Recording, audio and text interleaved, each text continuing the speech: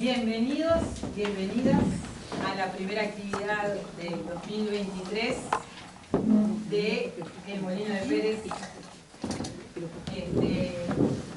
Creo que ustedes ya saben que somos una comisión de vecinos que estamos trabajando por un proyecto cultural, ambiental, paisajístico en el Molino y en el parque, y firmamos con la Intendencia de Montevideo, o la Intendencia de Montevideo, una resolución, la Intendenta, en la que se decidió el 30 de marzo que hiciéramos un proyecto de cogestión entre los vecinos y la Intendencia, con representación del Consejo Vecinal, vecinos y la Intendencia.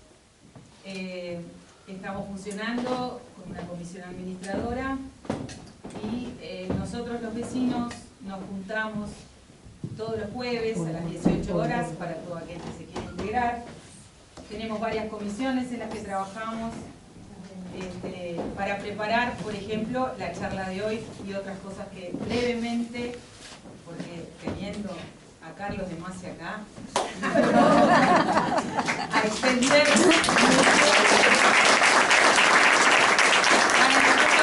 es una alegría y un orgullo poder contar con él. Y bueno, les queríamos contar poquitas cosas. Este domingo hay un toque, pero las localidades ya están agotadas. Un toque de Urbano, Los Ibarburu y Montemurro. Pero este ciclo continúa. El otro viernes 2 de junio está Sara Sabaj, Roberto Rí y el resto de su banda. Así que reserven con tiempo al celular que va a salir en las placas. Si no están registrados para recibir la información de las actividades, antes de irse nos preguntan a cualquiera de los compañeros que todavía no sabemos qué poner. Si una camiseta, un poncho, un chaleco, algo que distinga quiénes son los compañeros que están trabajando aquí. Y el próximo 3 de junio va a haber una recorrida, que hay una recorrida todos los meses en el Parque de Reconocimiento de Flora, con el ingeniero Eduardo Bianco, que está por allá de fotógrafo. Y luego de la recorrida va a haber una charla sobre biodiversidad en el parque, y esto lo voy a leer porque no me acuerdo de todo, con el licenciado Mario Batallés, exdirector de la División de Biodiversidad, jefe de gestión del Sistema Nacional de Áreas Protegidas del Ministerio de Vivienda, Ordenamiento Territorial y Medio Ambiente. Bien, a su vez les queremos contar que están funcionando ya 4 talleres, un taller de cestería, otro de cerámica, empieza de telar, va a empezar de pintura, dije todos. Y están los coros. Y los coros que ensayan los martes y jueves. Y el ciclo que empieza hoy con el profesor Carlos de Masi es un ciclo que vamos a desarrollar durante casi todo el año, que le llamamos Luces dentro de la gran sombra, por los 50 años del golpe de Estado. La idea que nosotros quisimos desarrollar es primero tener la posibilidad de saber qué fue lo que pasó, poder transmitirlo a todas las generaciones con la cátedra, la academia, pero también poder rescatar todas las luces que hubieron porque seguimos viviendo, porque tuvimos creatividad, resiliencia, colectividad, solidaridad. Y bueno, cada colectivo y cada organización desarrolló distintas formas de poder sobrevivir ese periodo. Y la gente de nuestra generación, y más veteranos y un poco menos veteranos, sabemos bien lo que fue vivir esa etapa. Así que ahora les presento al profesor Carlos de Masi. Es investigador en el Centro de Estudios Interdisciplinarios Uruguayos de la Facultad de Humanidades y Ciencias de la Educación, y fue docente de Historia del Uruguay en el IPA hasta el año 2020, pero todos ustedes lo conocen muy bien. Muchas gracias.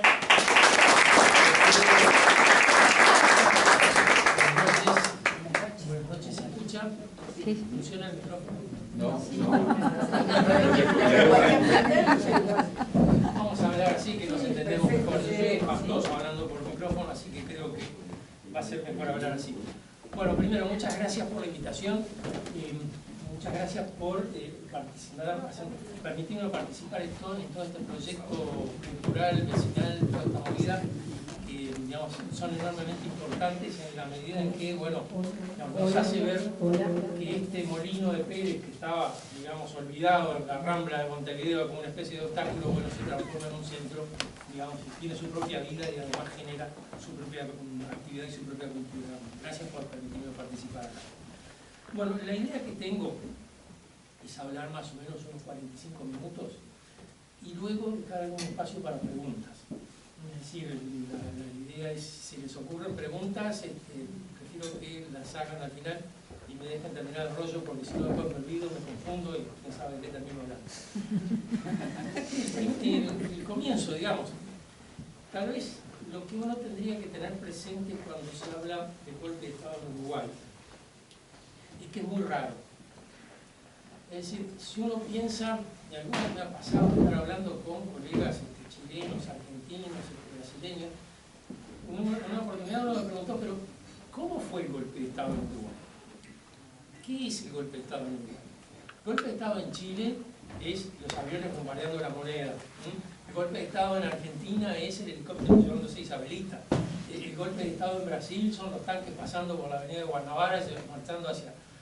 ¿Y en Uruguay qué es? Bueno, en Uruguay es un discurso que dice el presidente por televisión, donde informa que le comunicó a la Asamblea General que la disolvió. Es una cosa rara. Pero dentro de esa rareza hay algunas cosas que me interesa señalar. Primero, no hay una fecha del golpe de Estado en Uruguay. Es decir, el golpe de Estado es un proceso que se va dando a lo largo de muchos meses, de mucho tiempo. Incluso hay una etapa previa del golpe de Estado, desde la implantación de las medidas de seguridad en 1968 en adelante. Desde el 68, faltan 5 años para el golpe de Estado. Desde allí ya empieza a producirse algo que Álvaro Rico ha llamado el camino democrático a la dictadura. Es decir, las democracias en América del Sur conducen a dictaduras fascistas, nunca a un régimen socialista. De la democracia se pasa al fascismo, y del fascismo se pasa a la democracia, y digamos, no hay espacio. En definitiva, digamos, dentro de la democracia no anida una capacidad de cambio suficiente como para hacer una transformación en el otro sentido. Tiene más peso, digamos, lo que podemos llamar los sectores de derecha o los sectores represivos. Ese camino democrático de la dictadura hace que no haya una sola fecha para el golpe de Estado en Uruguay. Hay todo un deterioro de la situación institucional. Fíjense que hay desaparecidos en el gobierno de Pacheco. Los primeros desaparecidos en este país son todavía, ¿no?, antes de las elecciones del 71, no antes del golpe de Estado, cuando todavía estaba un gobierno que tenía una legitimidad democrática por origen, ya que no fue para él. Por otro lado, en 1972, todavía nos falta para el golpe de Estado, se aprueba en Uruguay una ley que es una cosa aberrante, el estado de guerra interno. Se decreta el estado de guerra interno. ¿Qué quiere decir estado de guerra interno? No quiere decir nada, las guerras son con el exterior, no son internas. Las guerras internas son guerras civiles, ¿no? Que se proclame la guerra civil no puede ocurrir. Según lo explicó Laverry era extraordinariamente sincero. Uno le preguntaba las cosas y después te decía y te cantaba la justa. Laverry le pregunta a Alfonso Leza en una entrevista que le hizo cuando se cumplieron 30 años del golpe de Estado, le dice, bueno, pero esa idea de declarar el estado de guerra interno, ¿de dónde salió? Ah, dice Laverry, eso es un mamarracho, pero lo inventamos con Pacheco Seré, que era el secretario de la Presidencia. Lo inventamos con Pacheco Seré porque tenemos que conseguir que los civiles pasaran a la justicia militar, y según la Constitución no pueden pasar a la justicia militar si no hay estado de guerra, pero no queríamos que se amparara en la Convención de Ginebra, porque si se amparaban en la Convención de Ginebra no podíamos interrogar. Entonces, pusimos un cosito, estado de guerra para que pasara a la justicia militar, interna para que no se pudiera meter. Esta es la legalidad en formato Laverry, ¿no? Entonces, pero cuando uno dice esto, ya, ¿dónde está la legalidad? ¿Dónde está la institucionalidad? Y después tenemos todos los episodios del año 73, que van desde los episodios de febrero, los episodios de junio y los episodios de diciembre. En diciembre se instaló el Consejo de Estado y con eso se completó, digamos, la institucionalidad de la dictadura, que empieza a instalarse en febrero cuando se crea el COSENA, en junio se disuelve el Parlamento, se crean las juntas de vecinos y en diciembre se instala el Consejo de Estado, que supuestamente... Y para volver a una situación todavía más confusa, en 1973 el presidente que instala el Consejo de Estado es el mismo que fue electo en 1971 y está asumiendo en 1972. Y el presidente del Consejo de Estado es uno de los senadores cesados en junio del 73. No sé si entienden lo complicado que resulta todo esto. Para mucha gente no hubo golpe de Estado. Para mucha gente no se hubiera dado cuenta que hubo golpe de Estado, porque en definitiva el gobierno sigue siendo el mismo. La gente identifica el gobierno con el Poder Ejecutivo. Y si miran la televisión, las noticias de casa del gobierno, las noticias del gobierno son siempre lo que hizo el presidente y su ministro. El gobierno sigue siendo el mismo, hay legisladores que continúan en sus cargos, el presidente prometió que se iba a respetar los plazos constitucionales, así que no pasa nada, está todo bien. En estos casos, los golpes de Estado que dan los presidentes, fíjense que en el caso uruguayo los golpes de Estado dan los presidentes, entre 1898 y 1973, transcurren 75 años exactos, hubo 4 presidentes que dieron golpe de Estado, de los cuales 2 quedaron marcados en la memoria, 31 de marzo del 33 y el 17 de junio del 73. Con los otros 2 quedó el olvido, nadie se acuerda. Piensan un poco, ¿qué otro dictador hubo? Valdomir. ¿Valdomir cuándo fue? Fue en febrero del 42. Pero si los episodios ocurren en febrero, nadie se entera. Fíjense, el primero, Juan Lindolfo Cuestas, en febrero del 98.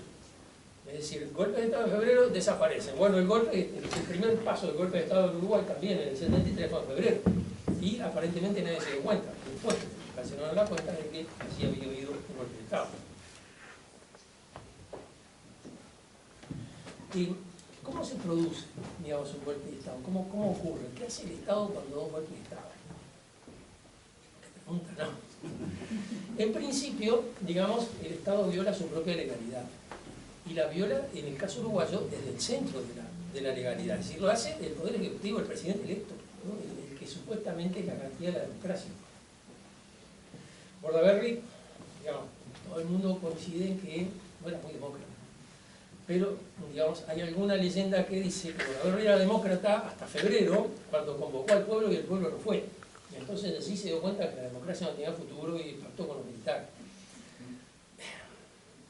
¿Por qué iba a ir el pueblo, no? Es decir, recuerden el episodio del 8 de febrero del 73, Bordaberry logra decir en algunas radios, porque lo habían copado todas las Fuerzas Armadas, logra decir, convocar al pueblo a la plaza Constitución. Y bueno, perdón, a la Plaza Independencia.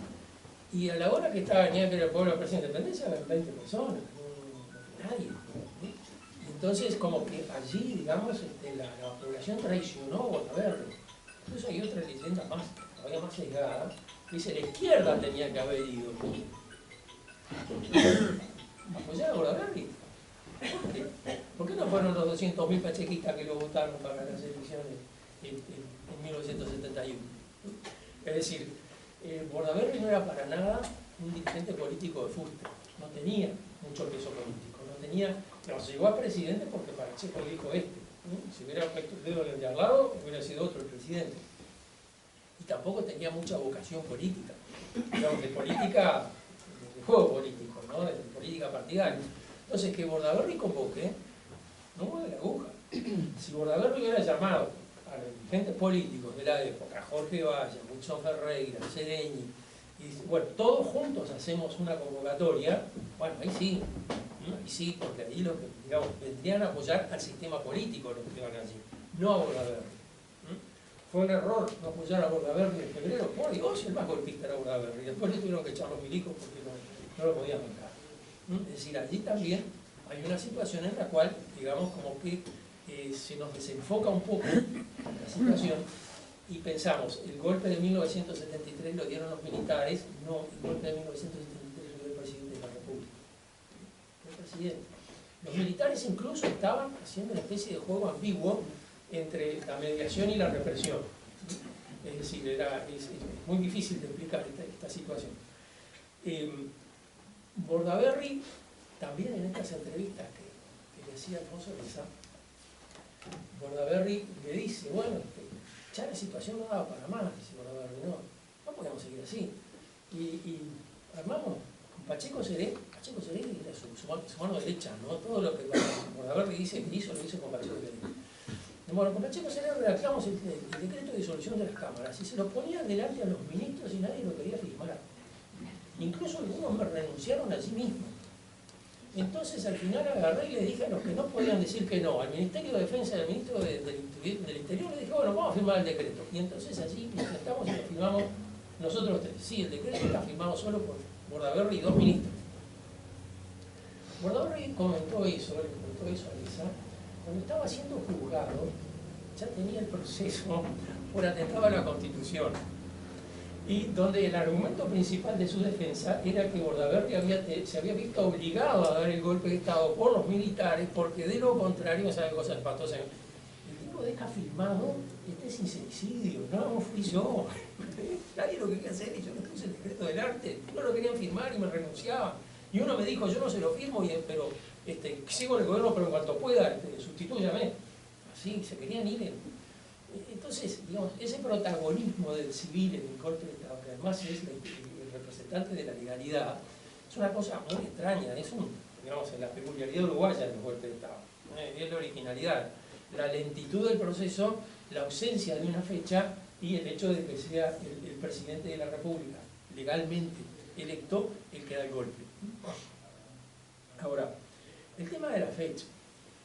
Recordamos el 27 de junio de 1973, porque uno dice, bueno, en realidad, el primer gesto que termina, digamos, por violar la Constitución, se produce en febrero, cuando se crea el COSENA, Consejo de Seguridad Nacional.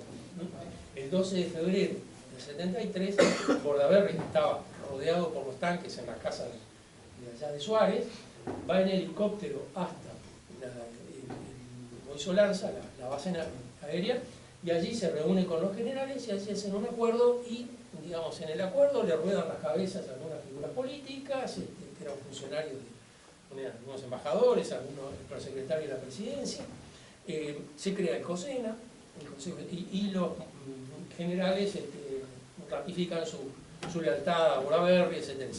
Eso es un golpe de Estado. Eso es un golpe de Estado. Es decir, crear una institución de gobierno que no está en la Constitución solamente se puede hacer por una reforma constitucional. Y además, en esa institución ponen en pie de igualdad el comandante general de las Fuerzas Armadas, que es el presidente de la República, y sus subalternos, los comandantes en jefe de cada arma. Bueno, están discutiendo de igual a igual. Allí hay una jerarquía que se está violando.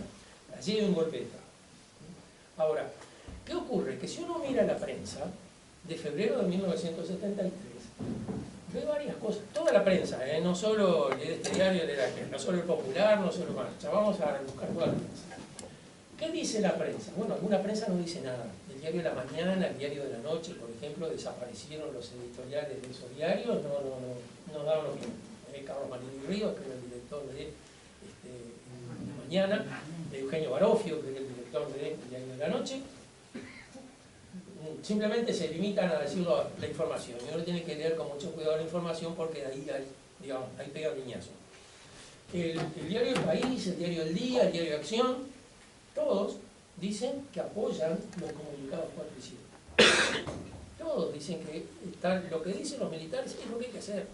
Bueno, claro, no pueden decir otra cosa porque los comunicados 4 y 7 dicen lo mismo que los partidos políticos habían dicho en la campaña electoral del 71. ¿Qué es lo que hay que hacer para mejorar la situación del país?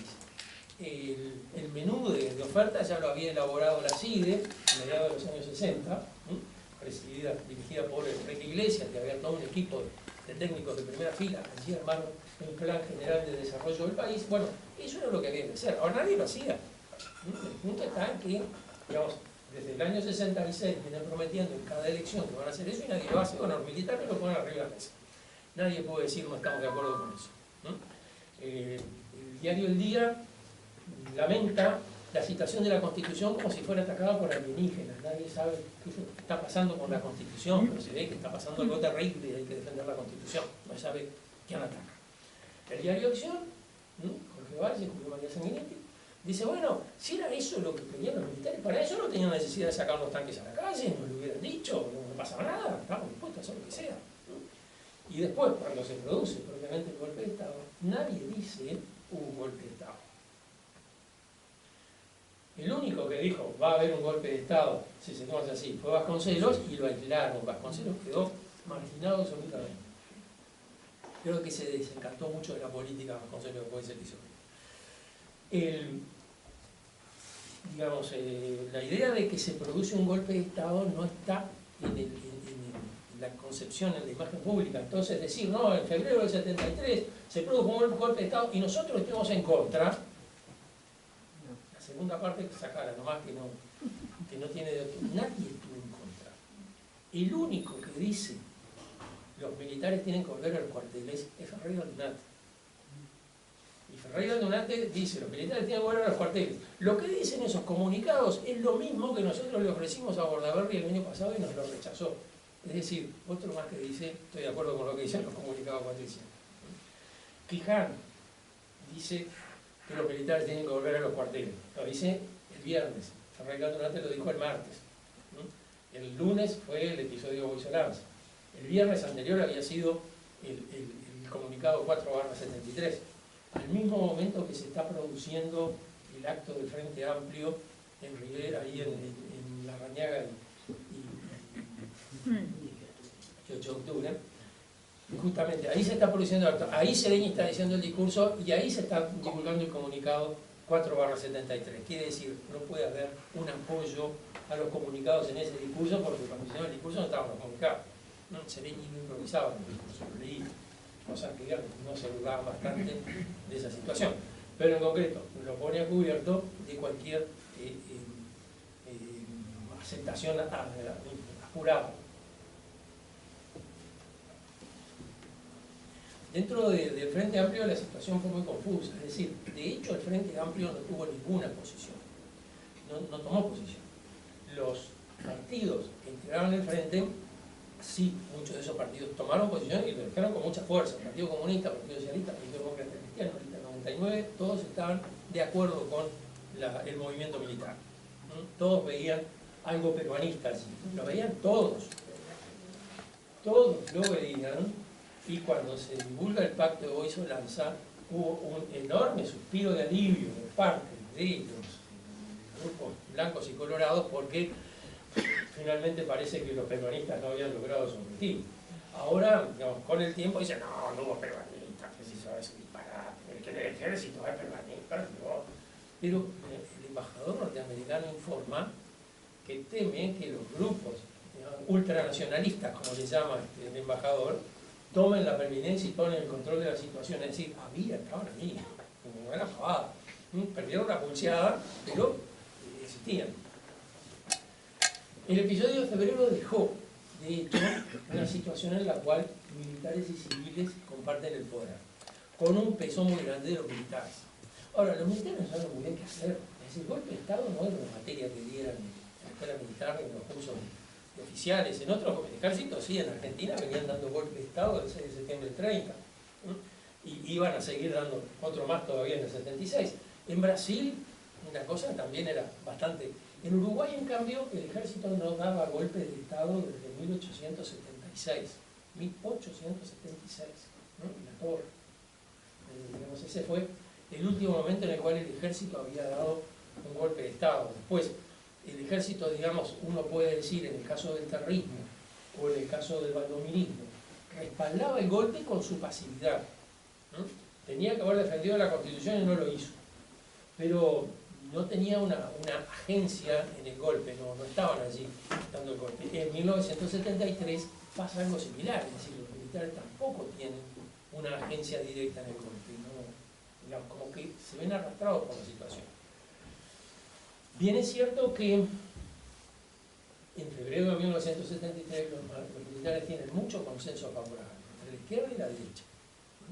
Es decir, se veía a los militares como una fuerza que era capaz de hacer lo que hasta ese momento no se podía hacer, no se había podido hacer. Y siendo que uno de los problemas que tenía el país era ese bloqueo permanente en el cual, digamos, tenemos el diagnóstico y tenemos las soluciones para resolver la crisis, pero nadie las adopta, nadie está en condiciones de hacerlo, entonces los militares empezaron a ser vistos como los que eran eficaces, los que podían hacer las cosas. Entonces, varios sectores de la población lo vieron así. Esto incluso generó debate en la CNT, porque dentro de la CNT había, digamos, gente que proponía, bueno, si cuando íbamos allá a dar el golpe de Estado, si vemos el golpe de Estado íbamos a ir a la huelga general, tenemos que pensar en ir a la huelga general en febrero. La mayoría dijo no, esperar. En 1968 también, con la congelación de salario, hubo sectores de la CNT que proponían la huelga general. Es decir, no es que, digamos, vieran las cosas demasiado claras, es simplemente que tenían inclinación por determinadas medidas ante determinadas crisis. No es el resultado de un análisis frío de la situación. Nadie podría hacerlo. En principio, la CNT, los partidos de izquierda, partidos de derecha, los políticos, el parlamento, los legisladores, todos esos veían al ejército, a las Fuerzas Armadas, bueno, como un elemento interesante, que venía a traer cosas nuevas. Boletín era el ministro del Interior, que también era abogado, y que fue designado allí en febrero del 73. Va al Parlamento e informa, y por lo que uno puede leer de las actas de esa reunión de comisión de Constitución y Legislación del Senado, Volentini le puso por delante lo que era la teoría de la doctrina de la seguridad nacional. Acá hay un enemigo interno, lo tenemos que derrotar, estamos en guerra, una guerra invisible porque el enemigo no viste uniforme y no viene de afuera, está metido entre nosotros, pero ahí tenemos que hacer todo lo posible. Mientras el Uruguay esté en esta situación, las Fuerzas Armadas tienen que garantizar la seguridad para el desarrollo. Está el punto de, digamos, la doctrina de seguridad nacional. Tener seguridad quiere decir ponerse a cubierto de los ataques exteriores, pero también de los sabotajes y de las acciones disolventes que puedan hacer los enemigos internos. Medio paranoico suena, pero bueno, es así. Y es bastante serio. Ahora, se instala el COSENA el 1 de marzo del 73, lo preside Bordaberry, lo integran los comandantes en jefe y está como secretario del COSENA el general Gregorio Álvarez. De ahí vamos a tener perfil público el general Gregorio Álvarez, que hasta ese momento era el más joven de los generales, el tipo que, el general de la izquierda, vamos a asignarlo así, porque en el ejército se van definiendo por la derecha y el que queda a la izquierda del paquete es el que tiene el más reciente de todo. Era el caso de Álvarez. Ahora, lo que es notable es que entre marzo, que los militares empiezan a actuar en el COSENA y que, digamos, tienen una expectativa tan favorable, y junio, fíjense que son 3 meses, prácticamente 4, los militares logran desparramar todos los apoyos que habían logrado conseguir. Una capacidad para hacerse enemigos impresionante. No tenían paz con nadie, pero además, cada vez que hacían un gesto era para chocar con alguien. Y ese alguien no era irrelevante.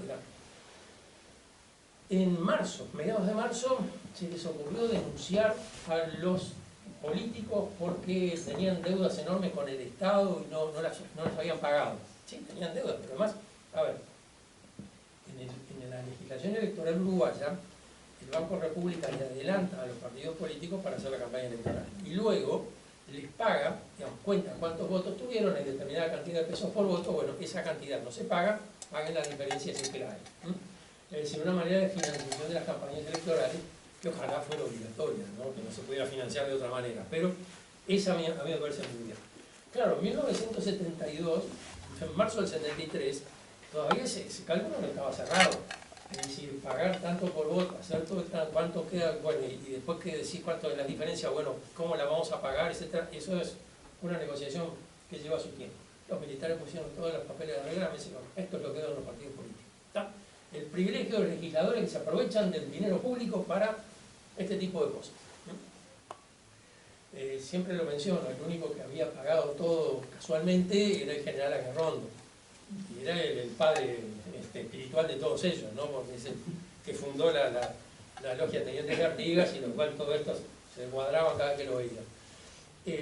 Ese pagó todo, qué suerte, es un militar. Todos los demás, ni siquiera el general Rivas, ni siquiera el general Sereni, todos estaban de bien. Con lo cual los legisladores se pusieron todos de punta y inmediatamente el Parlamento emitieron un comunicado en el cual hacían la lista de los privilegios que tenían los militares, cosa de la cual hasta ese momento se había hablado muy poco, pero que en realidad tenían una situación muy privilegiada. No solo que tenían una jubilación mucho mejor y trabajaban durante mucho menos tiempo, sino que además cuando eran enviados al exterior y estaban un año se podían traer todo lo que tenían allá. Entonces se compraban un auto 0 kilómetros, un menaje completo, todo lo que te gustaría tener y solo lo ves en las revistas, te lo traes acá, lo vendes, unos pesos, ¿no? Después de todo, nunca vienen más. Ese tipo de cosas, la cantidad de automóviles que tenían los militares que lo habían importado de esa manera medio rara y que no habían sido matriculados, entonces circulaban, ni siquiera pagaban la matrícula, impresentable. Pero digamos en esa situación pasaron dos cosas. Primero, que buena parte de la población descubrió esa situación de los militares, que no era para más pública, no se andaba publicando ese tipo de cosas, los militares no había nadie le daba corte. Y por otro lado, los militares se pusieron en contra a buena parte de los legisladores, empezaron a ver que bueno, el asunto viene contra nosotros, ¿no? Yo pensé que era contra los comunistas, pero resulta que contra nosotros. A fin de marzo, la CNT proclama un paro general y se reúne con el COSENA a los efectos de, digamos, explicar la situación y por qué es el paro general, etcétera, etcétera. Salen de esa reunión José de Elías, Héctor Rodríguez, que estaba también, Héctor Pastorino, muy extendidos. Bueno, sí, fue una conversación amable, agradable, cada uno explicó sus posiciones, ahí hubo buena voluntad para tratar de entender, en fin, unas cosas. Pero uno lo veía, los tipos estaban muy distendidos, no parecía que hubieran estado peleando con nadie. Al otro día o a los 2 días, las fuerzas conjuntas emiten un comunicado donde dicen que de ninguna manera pueden aceptar ningún paro ni ninguna cosa, que si lo que quieren es promover el desarrollo del país, que trabajen el doble. Es una cosa bien de rico, bien cuadrada, que no parecía responder a lo que había sido la reunión, sino más bien a una conversación posterior que habían tenido entre ellos. No era eso lo que había surgido de la reunión. Bueno, el resultado fue que se acabaron los debates internos en la CNT. Escuchame, con estos tipos no podemos hacer nada. Todos aquellos que decían tenemos que hacer la huelga general y todo lo que decían no tenemos que hacer la huelga general, bueno, todos coincidieron, bueno, cualquier gesto que hagan estos tipos tenemos que hacer la huelga general. Es decir, el movimiento obrero que lo veía con cierta expectativa en algunos de sus sectores pasó también a verlos con desconfianza. Y sobre el final de abril sale el pedido de desafuero del senador Enrique. Acá también hay una cosa interesante, es decir, primero, un desafuero, bueno, lo van a ver ahora seguramente, sí. No quiero mencionar, no quiero traer la historia del presente, pero lo van a ver, es un proceso muy complicado, muy complicado. No es fácil que salga el desafuero. Uno lee los debates, cuando se discute el desafuero, encuentra los argumentos más extraños, ¿no? Más extraños emitidos por la gente más inesperada. Yo estoy de acuerdo con que los legisladores tengan fueros particulares, estoy de acuerdo, pero también es importante que los legisladores no solo sean honestos, sino que además lo parezcan. Entonces, fue muy importante en el año 72 la existencia de fueros parlamentarios porque era la única forma como podíamos enterarnos de lo que estaba pasando. La prensa estaba controlada por las Fuerzas Armadas, clausuraban los diarios que decían cosas que no les gustaban, el único lugar donde se podía hablar era en el Parlamento. Y los únicos que hablaban eran los legisladores. Y por esa razón, digamos, es que uno sabe más o menos qué estaba ocurriendo. Es decir, los fueros parlamentarios son importantes. Ahora, el desafuero de Erro era muy raro, porque primero, se lo acusaba a Erro de haber mantenido conversaciones con los tupamaros, cosa que todo el mundo había hecho. Los políticos todos habían buscado un contacto con los tupamaros.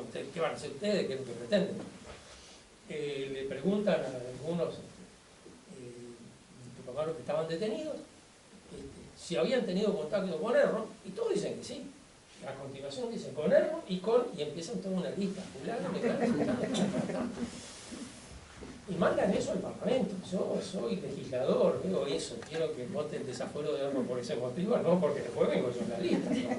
Hermano, no te lo haría votar. Pero, digamos, ahí había un elemento pesado. El diario Ahora, que era un diario del PDC, publicó el expediente, un papelón.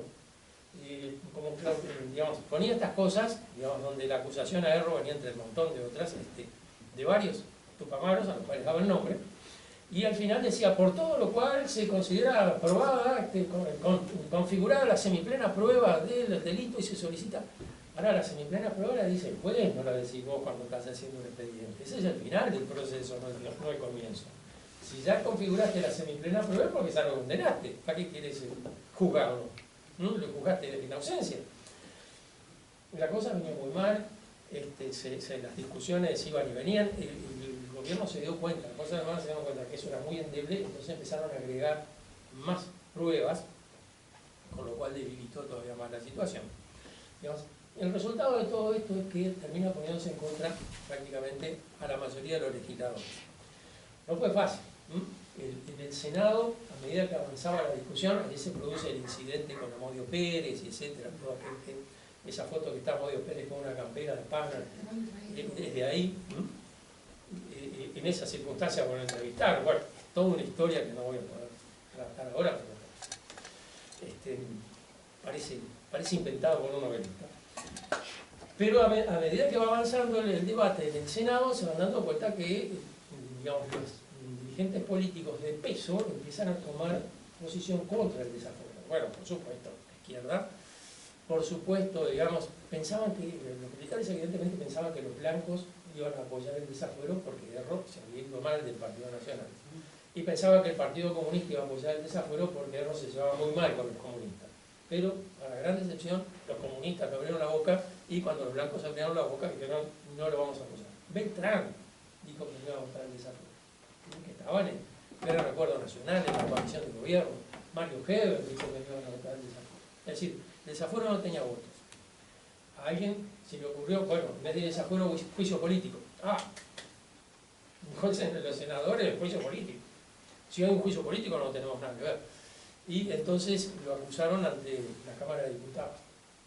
Y allí también, el debate sobre el juicio político de Erro se votó y salió favorable el juicio político.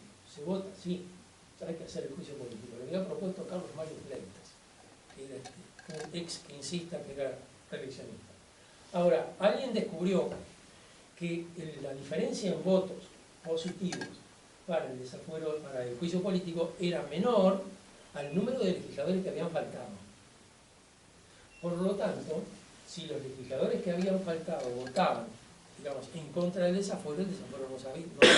Y hay un artículo especial en el reglamento de la Cámara que autoriza en esos casos a repetir la votación, compeliendo a los asistentes, es decir, anda o te lleva a la comisión.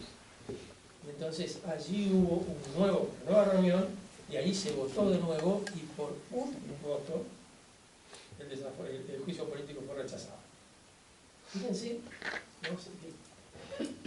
con todo respeto, me decepcionan estos parlamentarios. No es lo que uno imagina que tendrían que hacer los parlamentarios.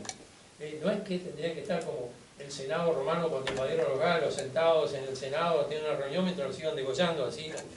No pretendo tanto.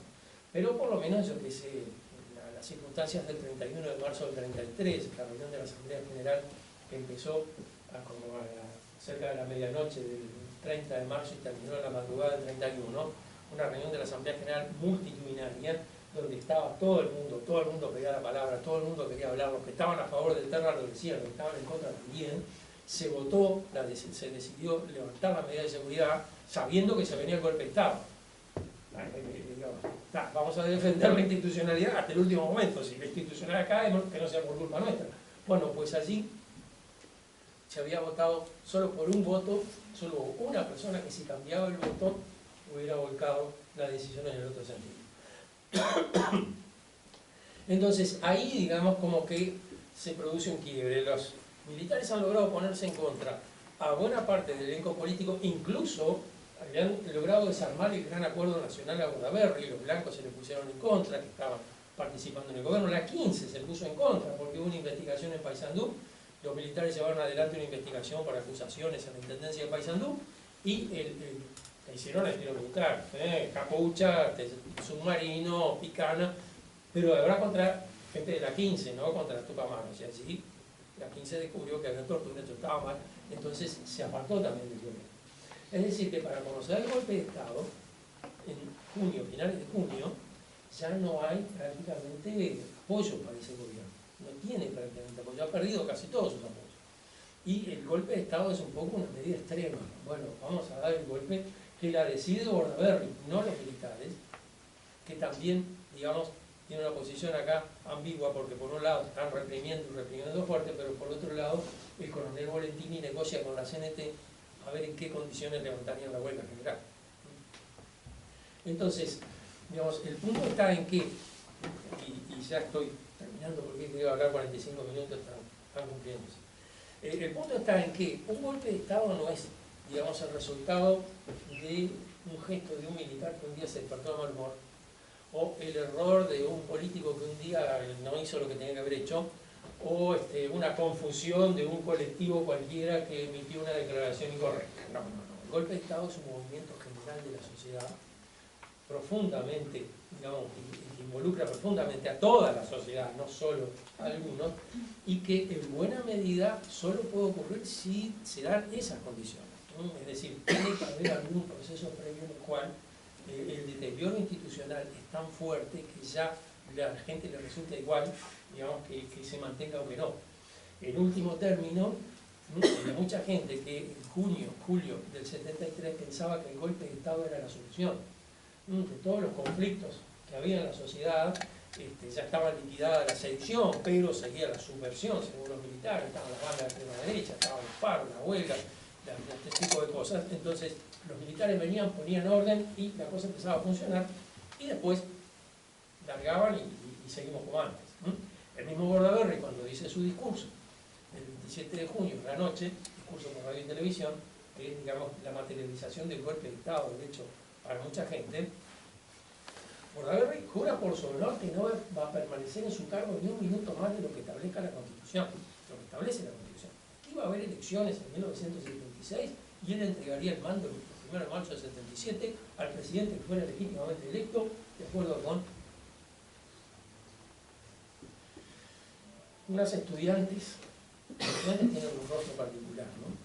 Unos estudiantes, una alumna de IPA de cuarto año me dice que tiene ganas de hacer los memorándum de Bordaberry del año 76, que es el motivo por el cual los militares terminaron echando, a ver si lo podía hacer con su hermana que estaba en ciencias sociales, y que bueno, hacerlo con tu hermana, hágame bien que presentame el trabajo tuyo, no de tu hermana, separen las dos cosas, vos háblame de esto de aquello.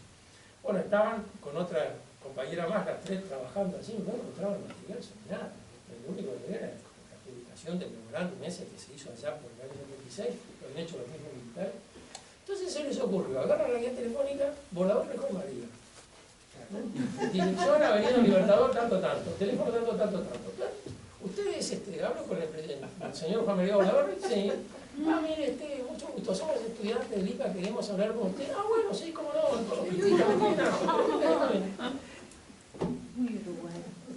impresionante, ¿no? Entonces, estuvieron allí conversando largamente con Bordaberry, y Bordaberry agarra así, saca unos bibliografos y desparrama cualquier cantidad de documentos arriba de la mesa. Chiquilina se les salieron los ojos, ¿no? Bueno, no, y acá está la prueba, esto, aquello, lo demás allá. Una de ellas le dice, bueno, pero usted, cuando dio el golpe de Estado, usted dijo que necesitaba un minuto más de lo que establecía la Constitución, y acá dice que está dispuesto a permanecer como presidente lo que sea necesario. Ah, sí, dice Obrador, lo que pasa es que en junio yo todavía creía en la democracia. Impresionante. Pero lo más notable es que le dicen, bueno, pero este material para nosotros es una maravilla. ¿Cómo podemos hacer? Llévelo, fotocopielo,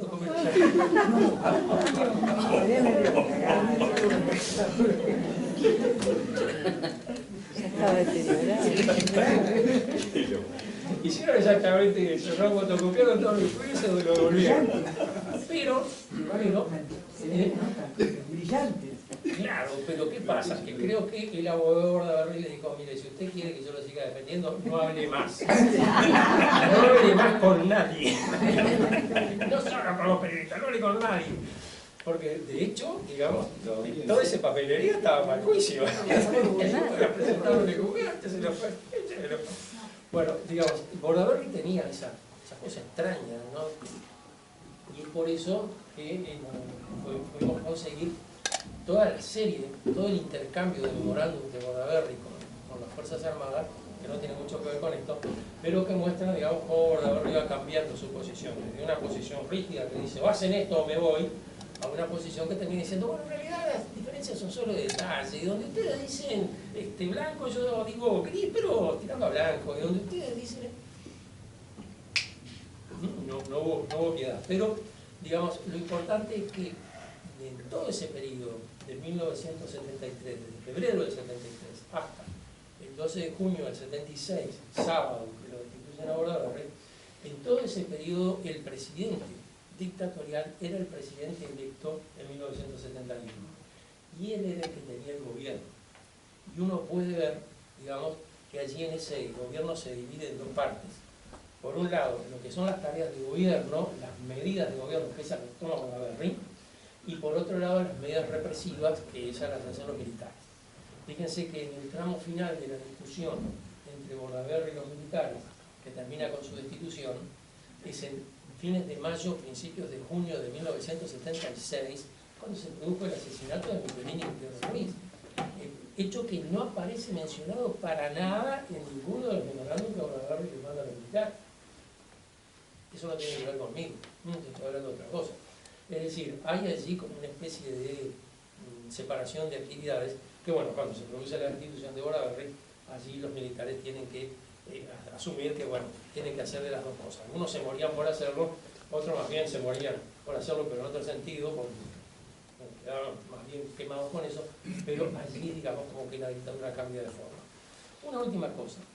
Si decíamos que es muy difícil encontrar la fecha del golpe de Estado, y que en realidad el golpe de Estado se va dando a lo largo de varios pasos que empiezan mucho antes y que terminan después del 27 de junio. ¿Por qué el 27 de junio?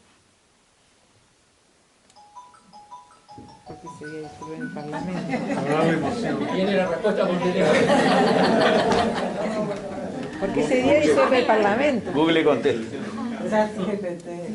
Claro, la explicación que normalmente se establece dice, bueno, ese día se disolvieron las cámaras, pero el problema, el febrero de 1898 se disolvieron las cámaras, nadie movió un dedo. El 31 de marzo del 33 se disolvieron las cámaras, nadie movió un dedo, y si Bruno se pegaba un tiro, creo que muchos no descubrían que había un golpe de Estado. En febrero del 42, Baldomir disolvió las cámaras, nadie movió un dedo. ¿Por qué la disolución de las cámaras de 1973 tendría un carácter especial? Siendo además las cámaras que no eran para nada, digamos. No es las cámaras que disolvió Juan Lindolfo Cuestas o el Consejo de Estado que instaló en su lugar Juan Lindolfo Cuestas, que hoy los integrantes de ese Consejo de Estado son todos casi de Montevideo. Es, digamos, un parlamento bastante caído. Yo creo que, digamos, los golpes de Estado cuando los dan los presidentes son bastante invisibles, ¿no? Por lo que decía al principio, la gente identifica que el gobierno sigue igual, no hay mucho cambio que hacer. Creo que tiene que producirse algún gesto que le haga ver a la población que allí algo cambió, que ayer era distinto de lo que es hoy. No hubo ese gesto ni en 1898 ni en 1942. En 1933, Brun se pegó un tiro. Había sido presidente de la República, era íntimo amigo de Terra. Se pegó un balazo porque no permitió que se lo llevaran preso. Y además lo que Terra quería hacer era ponerlo en Buenos Aires, andate de acá. Brun no aceptó eso. Bueno, eso marcó un antes y un después. Y yo creo que en 1973 lo que marca el antes y el después es la huelga general. Allí, digamos, el hecho de que durante 15 días hubo una paralización completa de actividades, que es muy difícil incluso de seguirla en la prensa porque los diarios casi no salen, salen un día cada 3, cada 4, que los diarios tienen 3 o 4 fechas, porque en realidad, digamos, hace muchos días que no aparecen. Creo que ese es el hecho que marca el comienzo de la dictadura. En ese punto está, digamos, el instante en el cual la dictadura se inicia. No es un tema fácil. Fíjense que Bordaberry en los memorándum dice que lo importante es mantener las decisiones que se tomaron el 27 de junio de 1973, y los militares le contestan que lo importante es mantener los principios levantados en los comunicados 4 y 7 del 9 y 10 de febrero. Sí, para los militares la dictadura empezó en febrero, para Bordaberry empezó el 27 de junio, pero empezó el 27 de junio porque él había tenido protagonismo, no por otra razón. Yo creo que allí lo que marca el antecedente pues, es la acción de los movimientos sociales, no de los partidos políticos. Curiosamente no hicieron nada. El único partido político, la única declaración así de partido político contra el golpe de Estado, Jorge Valle dice: esto es un golpe de Estado, estamos en contra, se va para casa. Wilson Ferreira y Sereñi, el Frente Amplio y Por la Patria, emiten una declaración repudiando el golpe de Estado, promoviendo el enfrentamiento y apoyando la huelga general. Es decir, de hecho, la iniciativa la tiene el movimiento sindical y no los partidos políticos, que son siempre en este país. Y el resto se quedó en su casa. Y como ese Pacheco mandó desde España, que estaba como embajador, un telegrama saludando, felicitándolo a Bordaberry por ese gesto de defensa de la democracia. Es decir, no hubo para nada un gesto del parlamentario de decir, bueno, vamos acá a hacer algo contra esto. Ahí, digamos, la huella la marcaron los movimientos sociales, y allí el antes y el después quedó marcado justamente por la actitud que tomó la CNT y la FEB. Y la Universidad de la República, que digamos, fue la única institución así que claramente dijo: rechazamos esto. En fin, como ven, el golpe de Estado todavía había mucho más para. Pero yo dije que iba a hablar 45 minutos, hablé como 55, así que si quieren, ahora paro, y si quieren hacer alguna pregunta, yo puedo mover.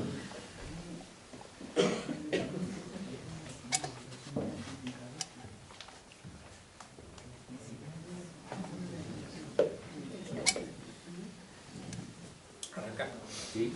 Sí. No, antes que la pregunta, recordar que hoy es el día del libro. Y quiero recordar a un compañero que falleció el día de ayer, Carlos Liscano, que casualmente descubrió la vocación de escritor en el segundo piso, el segundo A del Penal de Libertad. Carlos fue director de la Biblioteca Nacional, fue subsecretario, creo que de Cultura, cuando Ricardo Berlich era ministro. Bueno, quiero recordarlo, compañero. Que no sé, se dio la casualidad el otro día que fui a la presentación del libro de Marcelo Stefanet, y Marcelo contó la anécdota de que eran vecinos de Celta, ¿no? Capaz que en ese rinconcito surgieron varios... Bueno, yo tengo oportunidad de hablar con Liscano varias veces sobre este tema, tenemos una linda amistad y realmente me cayó muy mal la noticia. Y él contaba eso, de que en realidad él era estudiante de ingeniería. No. Y había estado en la escuela militar. Él fue cadete de la Fuerza Aérea, fue Tenía expulsado del cadete de la Fuerza Aérea por sospechoso de ideas subversivas. Miren las ideas que se le ocurrían, ¿no? Las ideas que se le ocurrían, y que ahí pasó una etapa dice que estuvo muy deprimido durante un tramo, y ahí decidió que bueno, terminaba con los Tupamaros, o la etapa de lucha armada había terminado, y que lo que quería era escribir. Y bueno, publicaron los textos, los escritos de Carlos Liscano en la cárcel. Es conmovedor, porque la hoja, son las hojas, ¿sí? Están escritas de extremo a extremo con letra chiquitita, no dejan margen prácticamente a pinchar hasta el último pedazo de papel. Así, es una anécdota muy graciosa de que quería sacar todo eso de la cárcel cuando lo liberaron y no sabía qué hacer. Y que un amigo, mientras que estaba preso, dijo: mirá, yo te lo saco en la guitarra.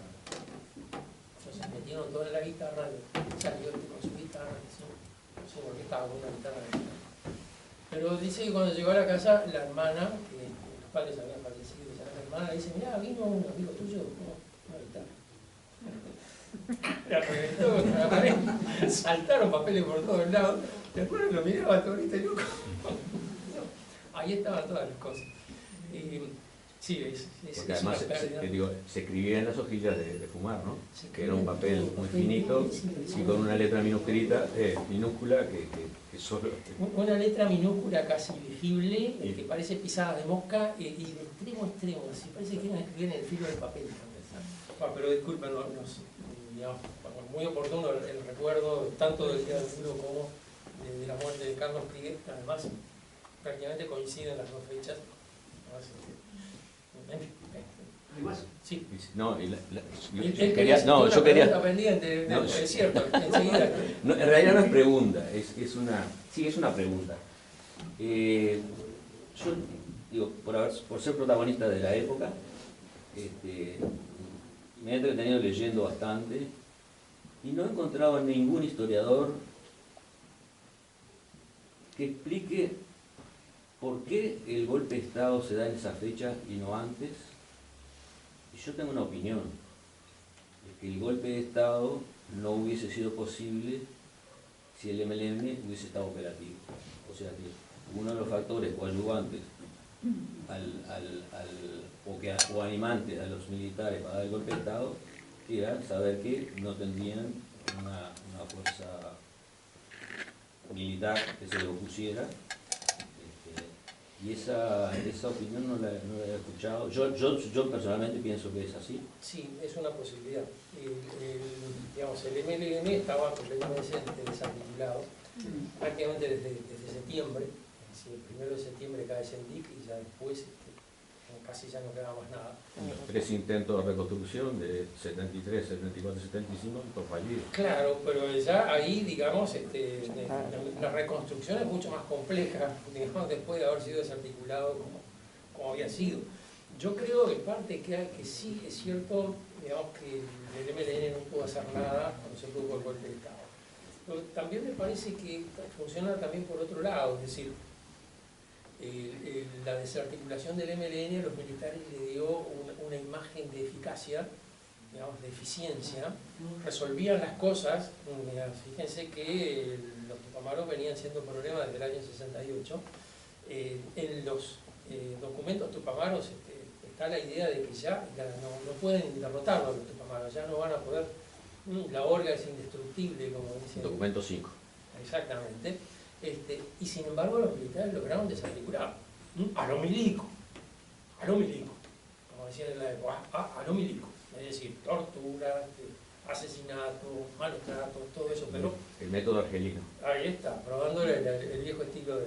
Entonces ahí sí, digamos, como que le dio la imagen de que, si bien es cierto que utilizaban a veces unos procedimientos un poco brutales, lograban los resultados, cosa que ninguna otra fuerza política en este país podía decir, desde el año 58, que se viene empezando la crisis en adelante. Ahora, también hay otra cosa, y es que junio es un mes particular. Junio, fíjense que la congelación de salarios se produjo en junio del 68, por ejemplo. Junio es el mes en el cual hay que entregar la rendición de cuentas, ¿no? Y en la rendición de cuentas vienen los ajustes. Y, por ejemplo, el gobierno de Bordaberry entrega la rendición de cuentas y en junio del 73, después del golpe de Estado, no sé a quién se le va a leer, pero cumple con el plazo constitucional y la entrega. De la misma manera que en el decreto de disolución de las cámaras le comunican a las cámaras que disuelvan las cámaras. Es complejo entender. Y además el día antes del golpe es el paro más grande de la historia del Uruguay. Y se venía todo el movimiento todo el movimiento de tierra, ¿no? Era cosa, venía preocupante, pero sí, digamos, siempre es muy difícil definir en qué momento se produce y por qué. Sin duda es en ese momento en el cual, digamos, las fuerzas que quieren volcar la balanza son más fuertes. ¿Cuáles son los factores que inciden en eso? Es bastante difícil de resolver.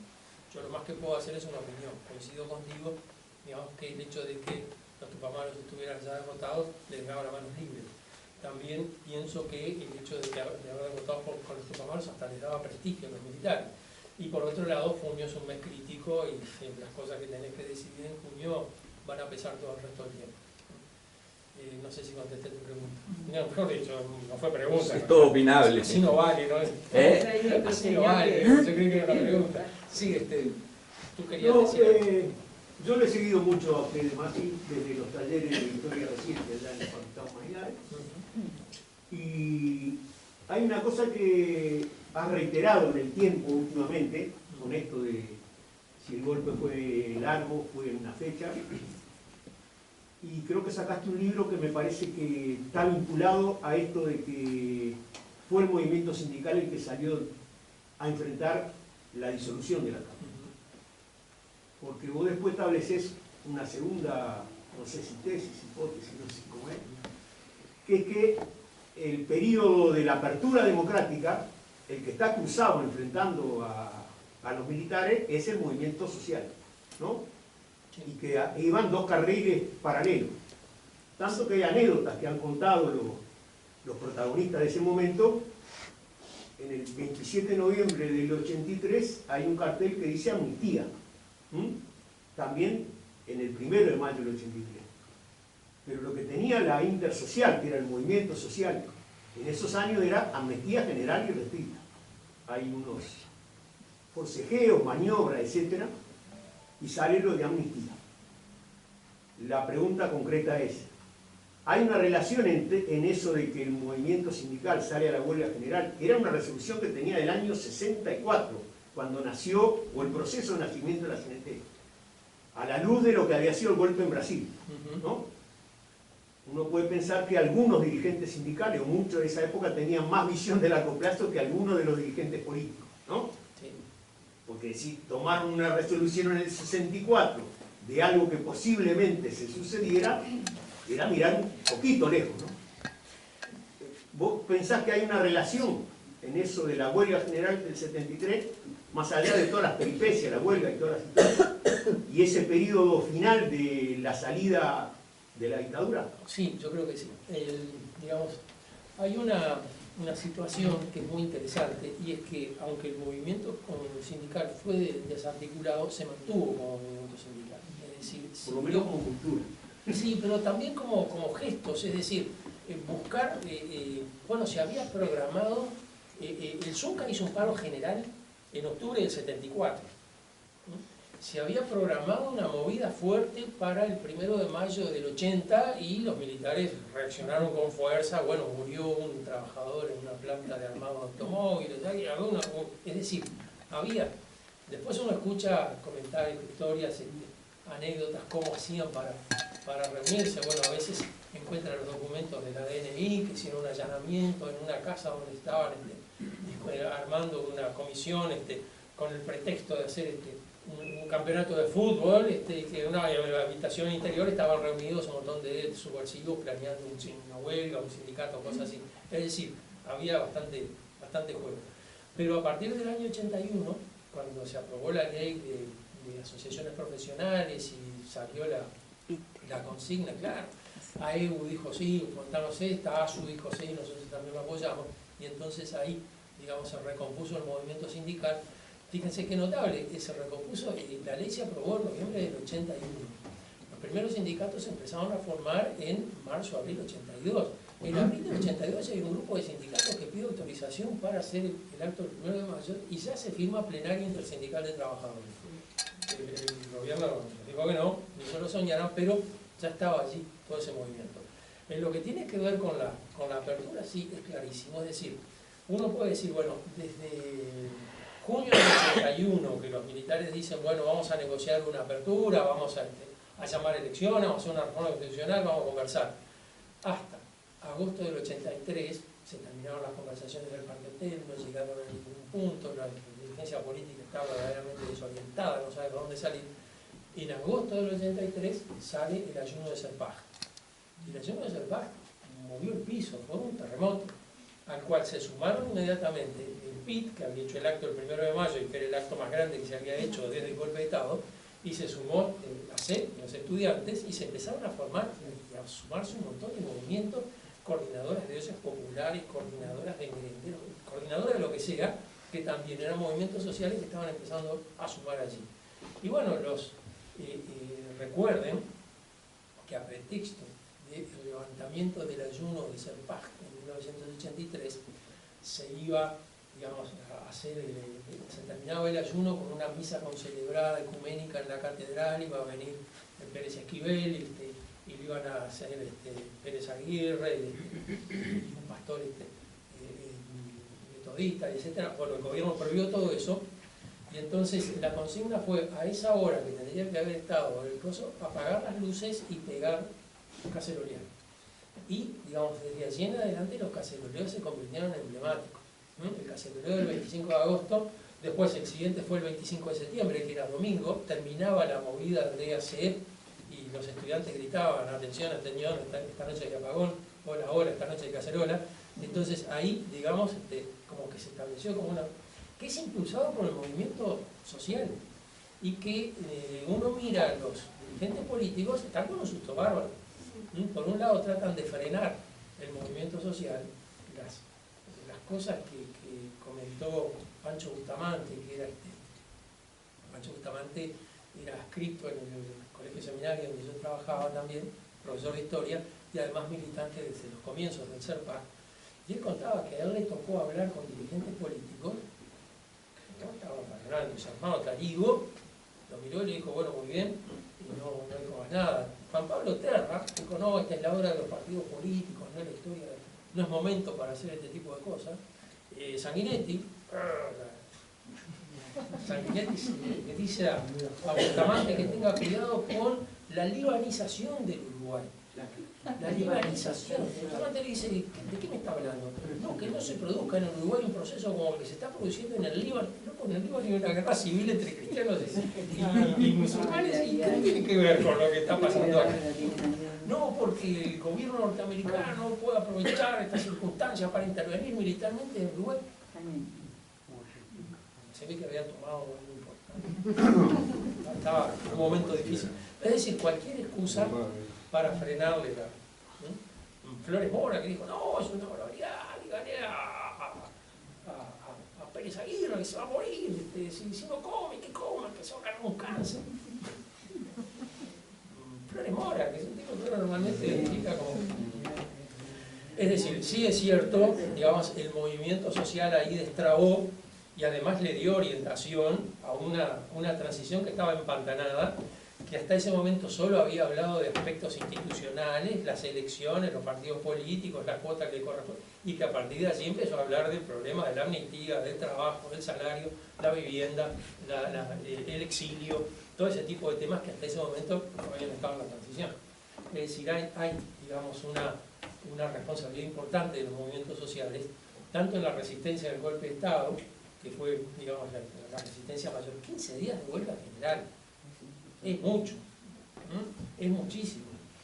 Y por otro lado también la salida desde, digamos, el 1 de mayo del 83 en adelante, donde empezó a verse que el movimiento social era una realidad. Sí. Sí. El concepto de la teoría de los dos demonios que manejaban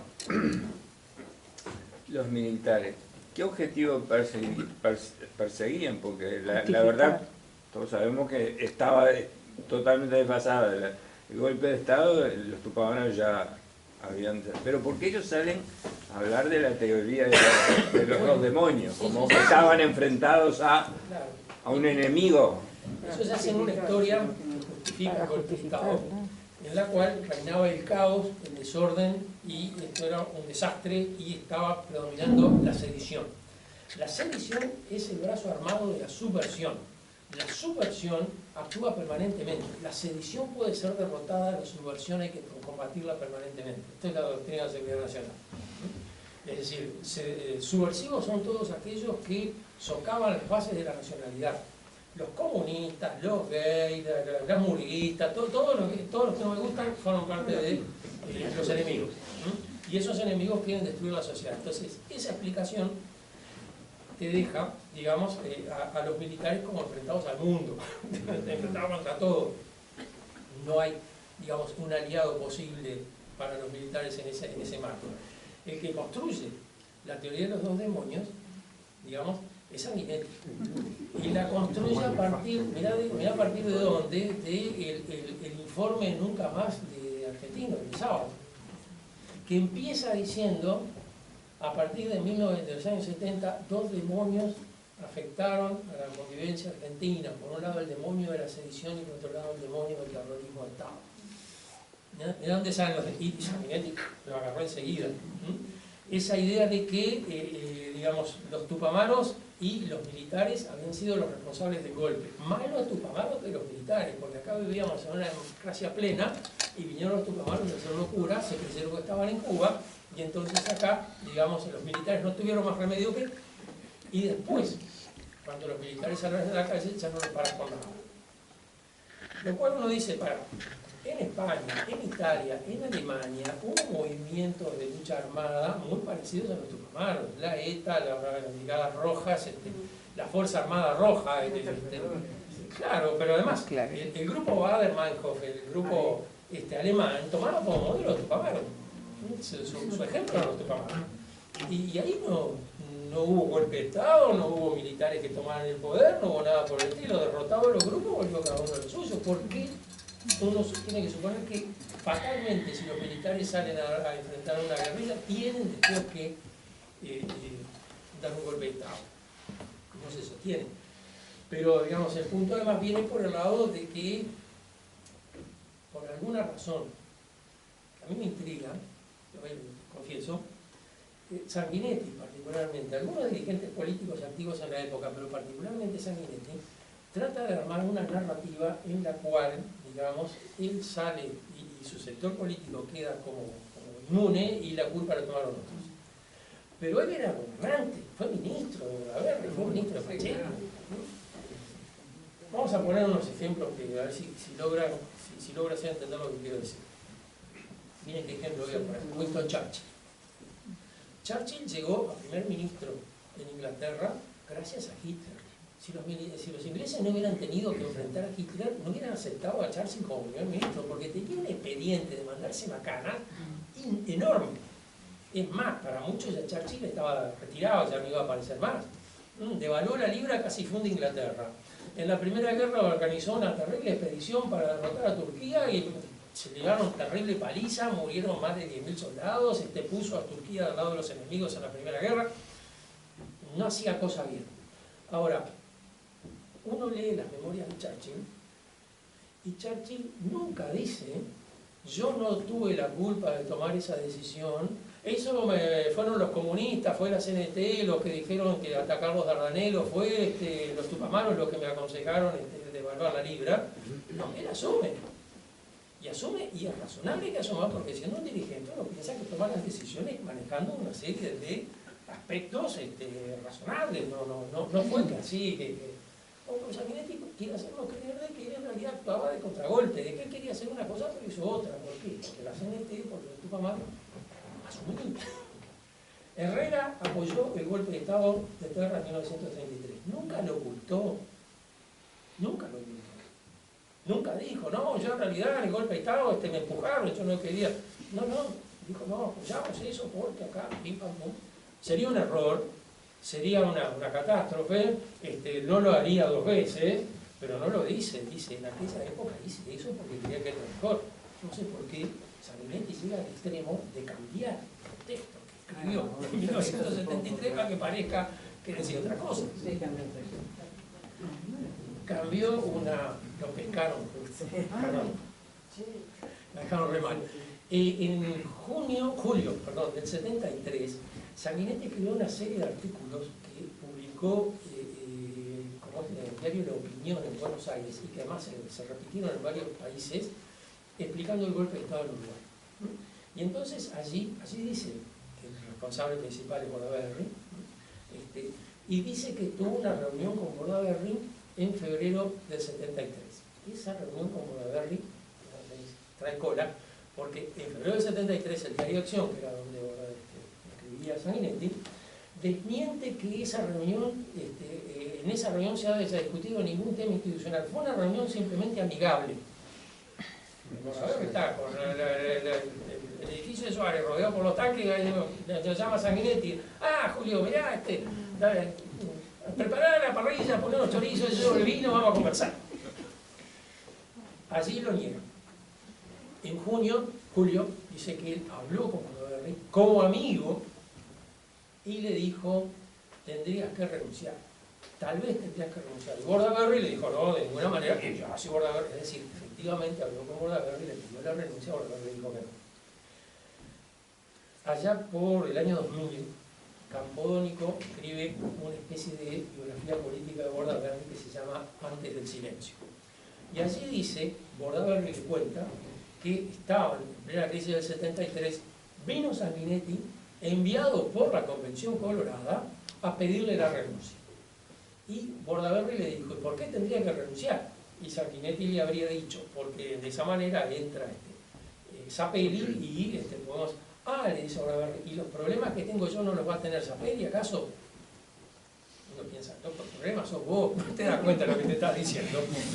Pero, ahora, Campodónico le fue a preguntar a Sanguinetti y Sanguinetti dijo, no, eso es mentira. Yo no me entrevisté para nada con Bordaberry.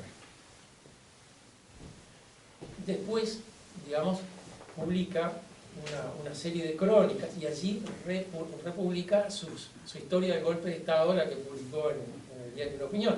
Pero allí dice, te lo digo como amigo y como representante de un partido que nunca te pediría la renuncia. ¿Cómo? ¿En esa parte? Mirá que en el 2000 dijiste que no habías tenido ninguna reunión. Ahora resulta que sí tuviste una reunión. Pero en el 73 dijiste que le habías pedido solo como amigo. Y ahora resulta que metés también al partido. ¿Querés desvincular a los colorados del golpe de Estado, amigo? ¿Qué me decís lo que hiciste? Ahora, ese tipo de actitudes, viniendo de una personalidad de peso, como es Sanguinetti, que tiene peso político, hace muchísimo daño. Hace muchísimo daño. O sea, porque en definitiva es muy difícil, digamos, establecer una narrativa persuasiva cuando uno de los testigos está diciendo en el error y en la falacia que eso que estás diciendo está equivocado. Él sabe que lo que está diciendo, digamos, es muy consciente de que él sale mal